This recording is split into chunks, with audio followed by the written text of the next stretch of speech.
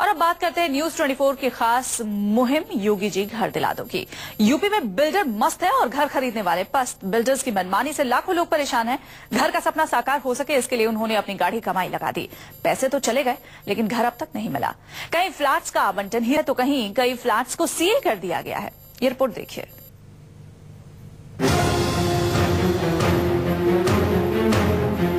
बिल्डरों की मनमानी से खरीदार परेशान हो चुके हैं। कहीं फ्लैट्स का आवंटन रद्द कर दिया गया है तो कहीं कई फ्लैट्स को सील कर दिया गया है। लोगों को अपने घर के अंदर से सामान निकालने तक का मौका नहीं मिल रहा है। बिल्डर्स पर अथॉरिटी से लेकर कोर्ट तक का चाबुक चला तो बिल्डर्स ने बायर्स पर अपना गुस्सा उतार दिया। ये तस्वीरें खरीदारों के सपनों पर हथौड़ा चलाने जैसी है। ये तस्वीर है ग्रेटर नोएडा के सुपरटेक बिल्डर के जार सोसाइटी प्रोजेक्ट की। इस सोसाइटी में अथॉरिटी ने सिर्फ 844 फ्लैट की परमिशन दी थी, लेकिन बिल्डर पर 1907 फ्लैट बनाने का आरोप है। बायर्स की याचिका पर हाई कोर्ट ने 1063 फ्लैट सील करने का आदेश दिया। सोक्रेटिस 1, 2, सोक्रेटिस 3 ये जो आखिरी के 2 टावर खड़े हैं वो, और जितने खाली विला हैं इनका आदेश हुआ है। और निकोलस 4 जो अभी खाली है बिल्कुल, इसमें कोई नहीं रह रहा है, इसे बंद करने का आदेश है। इन तमाम फ्लैट में रह रहे लोग फ्लैट सील होने से परेशान हैं क्योंकि उनका रखा हुआ सामान भी सील हो गया है। सोसाइटी में रहने वाले कुछ लोगों को अंदाजा नहीं था कि जब वो ऑफिस से लौटेंगे तो उन्हें अपने घरों पर सील लगी मिलेगी। लोगों का दावा है कि उन्होंने ग्रेटर नोएडा अथॉरिटी के अफसरों से थोड़ी देर के लिए ही सही सील खोलने की गुहार लगाई ताकि जरूरत का सामान निकाल सके। इस पूरे मामले में जहां बिल्डर की जालसाजी सामने आई है, वहीं ग्रेटर नोएडा अथॉरिटी भी सवालों के घेरे में आ गया है। न्यूज 24 की मुहिम के बाद हैरान करने वाली कई सच्चाई सामने आ रही है। ऐसा ही कुछ किया है पाम ओलंपिया बिल्डर ने। इस बिल्डर ने कोर्ट के आदेश की अवमानना करते हुए पाम के उन 35 फ्लैट खरीदारों की बुकिंग कैंसिल कर दी जिन्होंने 95% तक पेमेंट कर दी थी।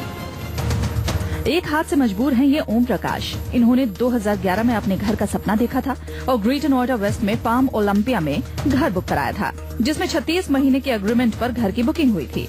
जिसके बाद जमीन विवाद की वजह से प्रोजेक्ट लेट हुआ और बिल्डर ने 0 पीरियड के इंटरेस्ट न देने पर प्रोजेक्ट कैंसिल कर दिया।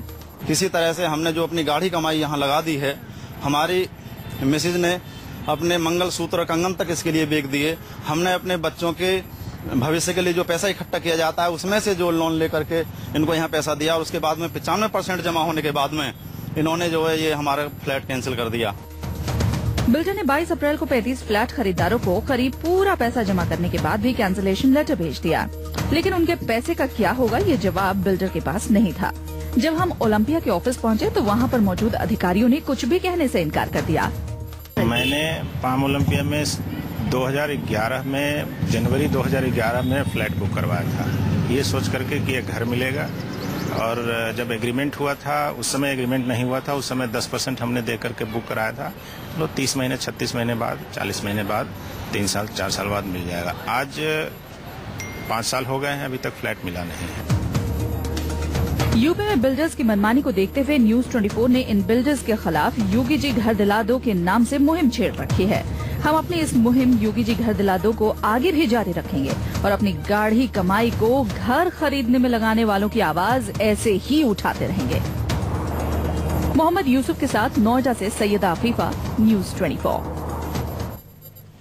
न्यूज 24 की मुहिम के बाद फ्लैट खरीदारों के अच्छे दिन आने वाले हैं। बस थोड़ी देर में फ्लैट खरीदारों का संगठन निफूवा का प्रतिनिधि मंडल उत्तर प्रदेश के मुख्यमंत्री योगी आदित्यनाथ से मुलाकात करेगा और बिल्डर्स की मनमानी की जानकारी सीएम को देगा।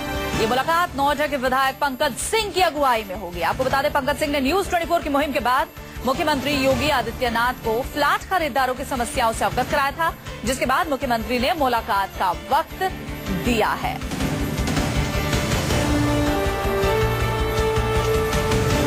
हमारे संवाददाता अशोक तिवारी से पर ज्यादा बातचीत के लिए लखनऊ से हमारे साथ जुड़ गए हैं। अशोक, इस बाबत मुलाकात कितनी देर में शुरू होनी है, क्या मुद्दे रखे जाएंगे, कैसी उम्मीद है लोगों को?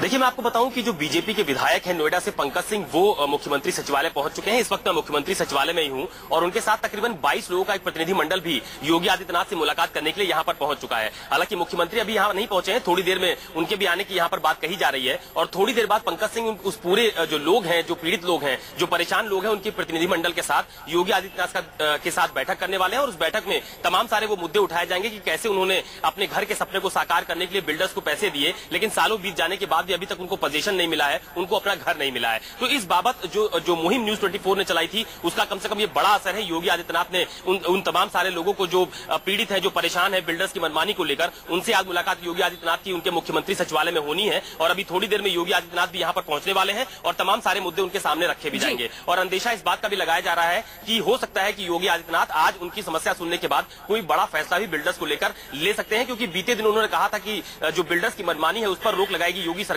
उत्तर प्रदेश में नई सरकार आ चुकी है, लिहाजा जो मनमानी है बिल्डर्स को वो उसे बदलनी पड़ेगी। तो अभी थोड़ी देर बाद जब मुख्यमंत्री यहाँ पहुंचेंगे तो उसके बाद पंकज सिंह और जो 22 लोगों का प्रतिनिधि मंडल है वो योगी आदित्यनाथ के साथ बैठक करेगा। तकरीबन आधे घंटे की मुलाकात उनकी प्रस्तावित है और उसके बाद जो असली तस्वीर है वो सामने आ पाएगी। अशोक, आप हमारे साथ बने रहिए। हमारे दो संवाददाता भी हमारे साथ जुड़ गए हैं। ग्रेटर नोएडा अथॉरिटी से हमारे संवाददाता शिवांग माथुर हमारे साथ जुड़े हुए हैं, साथ ही साथ सैयदा आफिफा पाम ओलंपिया से हमारे साथ जुड़ी हुई हैं। पहले सैयदा के पास चलते हैं। सैयदा, लोग बहुत सारे आपके साथ मौजूद हैं, लोगों का दर्द हमने दिखाया। हमारी मुहिम न्यूज 24 की ये मुहिम लगातार जारी है, योगी जी घर दिला दो।